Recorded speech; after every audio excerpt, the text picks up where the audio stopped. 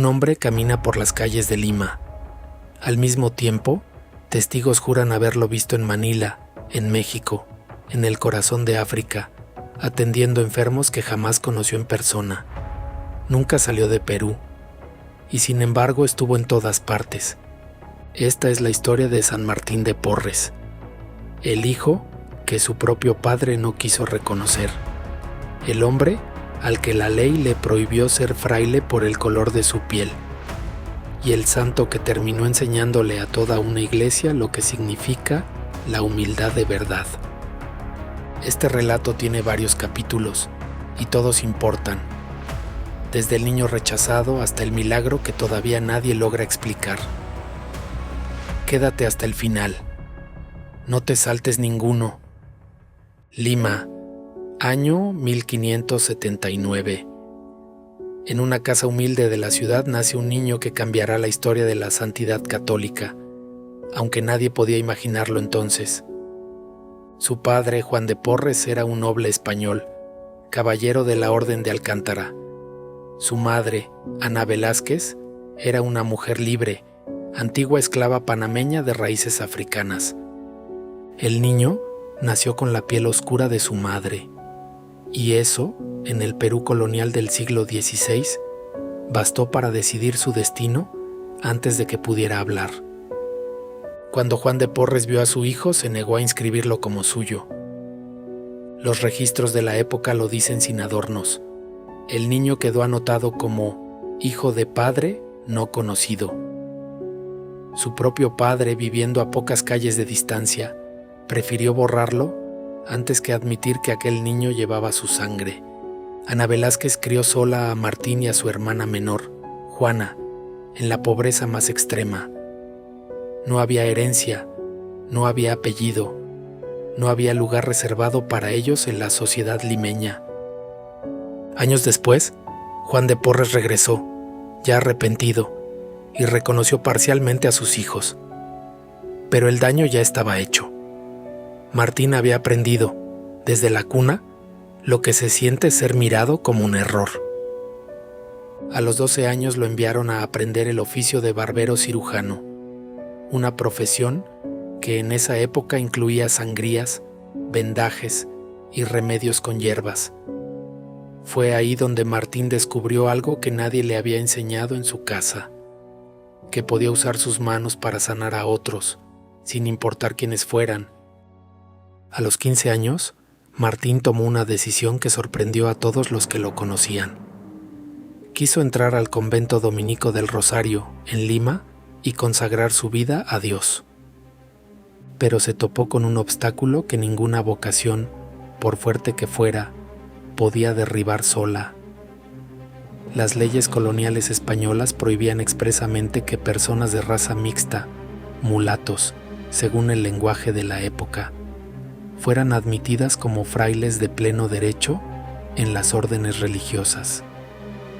La puerta del sacerdocio, sencillamente, estaba cerrada para él. Martín no se fue.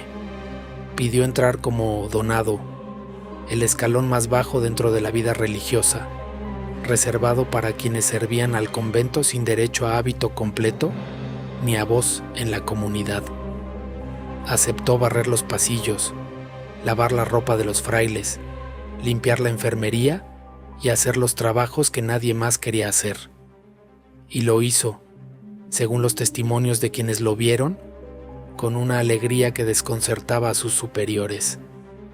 No servía por resignación, servía porque había entendido algo que a otros les tomaría toda una vida comprender. Con el paso de los años, los frailes del convento empezaron a notar algo extraño en aquel hombre que fregaba los suelos.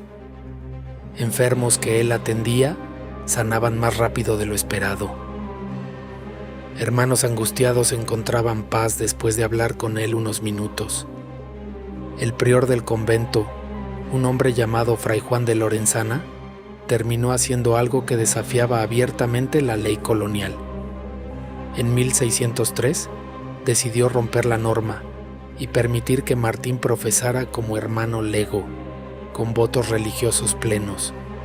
La santidad de un hombre había obligado a una institución entera a torcer sus propias reglas. Fue a partir de entonces cuando empezaron a circular los relatos que todavía hoy desconciertan a historiadores y teólogos por igual. Misioneros dominicos que viajaban a Filipinas, a Japón, a China y a distintos puntos de África, aseguraban haber recibido ayuda de un fraile de piel oscura que hablaba con acento limeño. Curaba heridas con destreza de cirujano y desaparecía sin dejar rastro. Al comparar fechas y descripciones al regresar a Lima, se dieron cuenta de algo imposible. Describían, con detalles exactos, a Fray Martín de Porres, un hombre que, según todos los registros del convento, jamás había salido de Perú. El fenómeno se conoce en la tradición católica como bilocación, la capacidad, atribuida a algunos santos, de estar presentes en dos lugares al mismo tiempo. No hay explicación científica para ello, y la propia Iglesia es cautelosa al hablar de estos casos. Pero los testimonios sobre Martín de Porres se acumularon durante décadas, provenientes de personas que no se conocían entre sí, en continentes distintos, describiendo siempre al mismo hombre. Cautivos cristianos en tierras lejanas afirmaban haber sido consolados por él en las noches más oscuras de su cautiverio. Dentro del propio convento de Lima, los hermanos también fueron testigos de fenómenos que escapaban a toda lógica. Se le vio, más de una vez, elevado del suelo mientras oraba frente al altar, absorto en un estado que parecía no pertenecer a este mundo. Y sin embargo, cuando terminaba de orar, volvía a ser el mismo hombre humilde que fregaba los pisos y atendía enfermos sin distinción, como si los milagros que se le atribuían no significaran nada para él frente a la tarea de servir al que tenía enfrente. Existe una historia sobre Martín de Porres que se repite en toda Latinoamérica y que explica por qué hoy se lo representa casi siempre acompañado de un perro, un gato y un ratón. Cuenta la tradición que en la enfermería del convento, un ratón había estado royendo la ropa de los frailes y arruinando provisiones. Los hermanos, hartos, pidieron ayuda para deshacerse de la plaga. Martín, en lugar de poner trampas, se dirigió a un rincón del convento y, según el relato, habló directamente con el pequeño animal. Le pidió que dejara de causar daño y le prometió que, si él y los demás ratones se iban a vivir al jardín, tendrían comida asegurada todos los días. Los testigos aseguraron que a partir de ese momento, los ratones abandonaron la ropa y las provisiones del convento y se trasladaron al jardín, donde Martín, cumpliendo su palabra, les dejaba alimento cada mañana. Sea cual sea la parte que el tiempo haya adornado en esta historia, lo que refleja con exactitud es algo que todos los testimonios coinciden en señalar. Martín trataba a cada criatura, humana o animal, como si mereciera dignidad y cuidado. Esa misma ternura se veía en otro episodio célebre.